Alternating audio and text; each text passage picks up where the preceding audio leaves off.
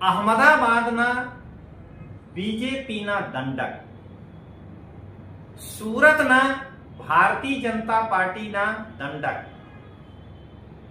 અને વાપીમાં ભારતીય જનતા પાર્ટીના દંડક જે પરપ્રાંતિ છે, એમનાથી અપીલ કરું છું કે તમે અહીંયા સુધી પરપ્રાંતિયોની તાકાતથી પહોંચ્યા છો અને ચૂંટણી પહેલા જે સમય તમે પરપ્રાંતિયોની આવશ્યકતા હતી, તમે પરપ્રાંતિયોને બોલાવીને પરપ્રાંતિયોને ભોજ આપ્યા હતા. ભૂલતા નહીં, તે દિવસે પરપ્રાંતિયો દેવતુલ્ય હતા. આજે એમ્બ્રોઇડરી મશીન પર કામ કરવા વાળા પરપ્રાંતિ મજૂર પોતાના માટે ફક્ત 130 રૂપિયાથી 150 રૂપિયા પ્રતિ કલાક માંગી રહ્યા છે.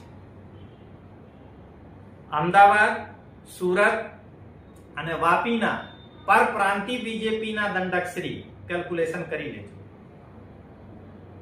પરપ્રાંતિ મજૂર રવિવારના દિવસ છુટ્ટી માંગે છે, એટલે 26 દિવસ કામ.